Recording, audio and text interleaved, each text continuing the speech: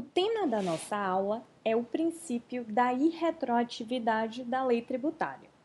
O princípio da irretroatividade não é um princípio próprio da matéria tributária. É um princípio geral do ordenamento jurídico brasileiro, tanto que ele está previsto no rol dos direitos e garantias individuais do cidadão, no artigo 5º, inciso 36 da Constituição Federal, quando ela prevê que a lei não prejudicará o direito adquirido, o ato jurídico perfeito e a coisa julgada. Assim como também está previsto no artigo 6º da Lei de Introdução às Normas no Direito Brasileiro. A regra geral do direito é de que a lei em vigor terá efeito imediato e geral, respeitados o ato jurídico perfeito, o direito adquirido e a coisa julgada. Ou seja, a regra é de que a lei não alcançará fatos e atos pretéritos à sua entrada em vigor. No direito tributário, há previsão específica da irretroatividade dentro das limitações ao poder de tributar, expressamente previstas na Constituição.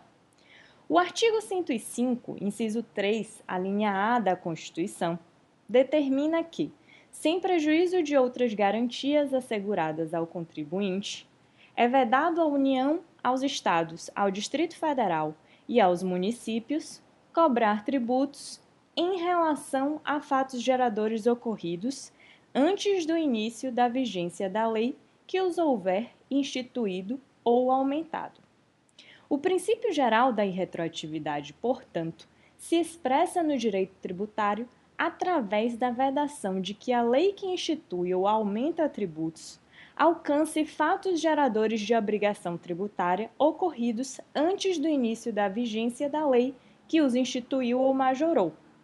A lei tributária, portanto, só vale para o futuro, para fatos que ainda vão ocorrer. No contexto dessa previsão, podemos nos perguntar se a norma que prevê a irretroatividade tributária é uma regra ou um princípio.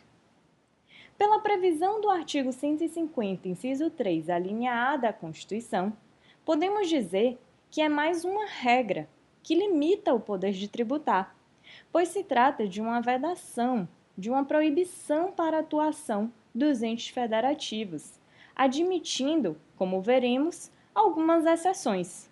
Não se trata, portanto, de uma ideia diretiva a um estado ideal das coisas, como seria o caso de um princípio. Isso ainda fica mais evidente quando recorremos ao CTN.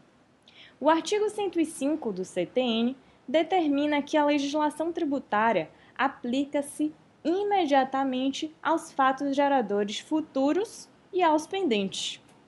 Fatos geradores futuros, como o próprio nome diz, são aqueles que ainda irão acontecer no futuro. Já os fatos geradores pendentes são aqueles cuja ocorrência tenha tido início, mas não esteja completa, conforme prevê o próprio artigo 105 do CTN. Trata-se de fatos complexos que se iniciaram, mas que ainda não estão concluídos nos termos da legislação que o regulamenta. E, portanto, sendo uma regra, a irretroatividade comporta determinadas exceções. Essas exceções estão previstas no artigo 106 do CTN, que prevê que a lei aplica-se a ato ou fato pretérito, ou seja, a lei irá retroagir. Primeira hipótese, em qualquer caso, quando seja expressamente interpretativa, excluída a aplicação de penalidade à infração dos dispositivos interpretados.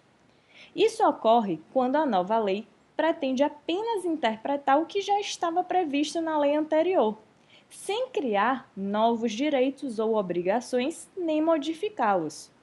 Neste caso, a interpretação será aplicada aos fatos pretéritos, pois se trata apenas de interpretação à lei já vigente. É muito difícil pensarmos na prática em uma lei que seja apenas interpretativa, que não traga qualquer modificação para o ordenamento jurídico. Nós temos um exemplo que demonstra bem essa dificuldade. É a previsão do artigo 3º da Lei Complementar 118 de 2005. Esse dispositivo expressamente se designou que servia para efeito de interpretação. Mas na prática, a nova interpretação que ele trouxe contrariou uma interpretação já conferida e sedimentada pela jurisprudência do STJ a respeito da contagem do prazo prescricional em prejuízo do contribuinte. A lei, portanto, apesar de expressamente interpretativa, trazia modificações na seara dos direitos do contribuinte e, portanto, não poderia retroagir. Essa foi a interpretação conferida pelos tribunais, inclusive, de forma que é muito difícil termos um exemplo de lei que seja meramente interpretativa para aplicação dessa primeira exceção à irretroatividade tributária. A segunda exceção que temos, na verdade, trata-se de um grupo de exceções previstas no inciso 2 do artigo 106, que prevê que, tratando-se de ato não definitivamente julgado, que significa dizer que a nova lei poderá retroagir nos casos que possam ser questionados administrativa ou judicialmente, ou que já estejam sendo questionados, mas que ainda não tenham sido definitivamente julgados, em 3 casos. Em primeiro lugar, quando a nova lei deixe de defini-lo como infração.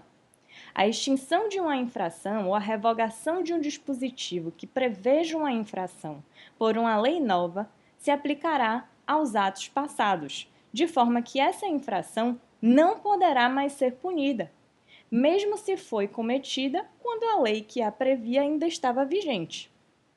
A segunda hipótese trata-se de quando a lei nova deixe de tratar este ato como contrário a qualquer exigência de ação ou omissão, desde que não tenha sido fraudulento e não tenha implicado em falta de pagamento de tributo.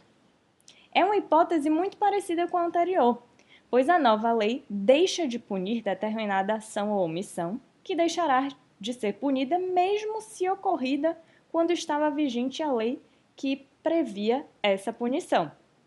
Neste caso também, é preciso verificar que a lei não retroagirá, ou seja, a ação ou omissão continuará sendo punida se for fraudulenta ou se gerar falta de pagamento de tributo.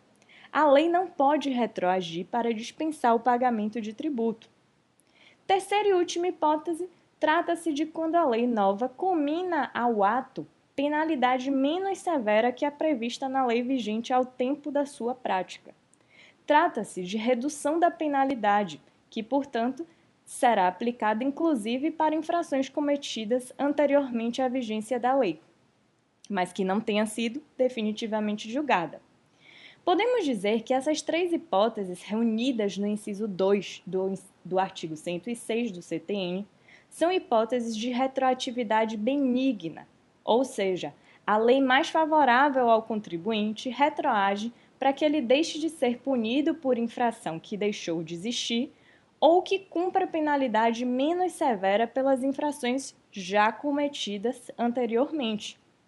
Importante lembrar que essas 3 hipóteses de retroatividade somente se aplicam para o caso de infrações, nada tendo a ver com a obrigação tributária de pagar tributo, o que significa dizer que a nova lei que reduz ou extingue tributo não retroage em qualquer hipótese, ok?